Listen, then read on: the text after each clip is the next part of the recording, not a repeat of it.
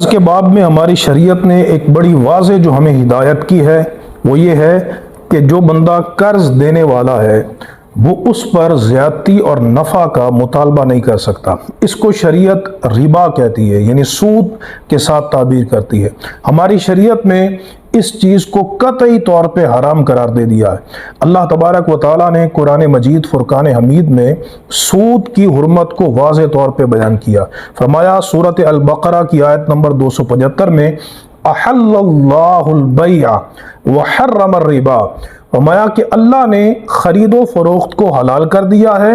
اور سود کو حرام کر دیا ہے۔ اب اس کی حرمت قرآن مجید میں بیان کی جا رہی ہے، تو جو بندہ سود کی حرمت میں شک کرے گا وہ دائرہ اسلام سے خارج ہے۔ صحیح مسلم کی حدیث ہے، حضرت جابر رضی اللہ تعالیٰ عنہ سے مروی ہے کہ لعن رسول اللہ صلی اللہ تعالیٰ علیہ وسلم آکل الربا ومؤکلہ وکاتبہ وشاہدہ وقالہم سوا، فرمایا کہ رسول اللہ صلی اللہ تعالیٰ علیہ وسلم نے سود کھانے والے، سود کے کھلانے والے، سود کے لکھنے والے اور سود کے گواہوں کے اوپر حضور نبی کریم علیہ السلام نے لعنت کی ہے اور فرمایا کہ یہ تمام گناہ میں برابر اور شریک۔ ایک صورت میں قرض پر زیادتی جائز ہے اور وہ یہ ہے کہ وہ زیادتی مشروط نہ ہو، یعنی عقد کے وقت جب لین دین ہوا تھا نہ مشروط ہو نہ معروف ہو، تو قرض دینے والا اگر از خود اپنی مرضی کے ساتھ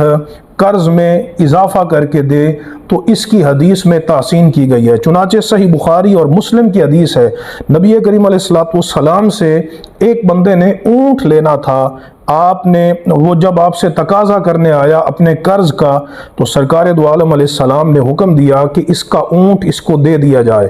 تو انہوں نے عرض کی یا رسول اللہ صلی اللہ علیہ وسلم،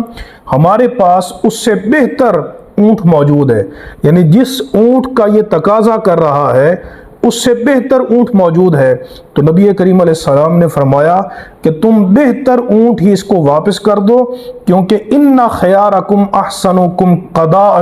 فرمایا تم میں سب سے بہتر وہ ہے جو قرض کی اچھے طریقے سے ادائیگی کرتا ہے،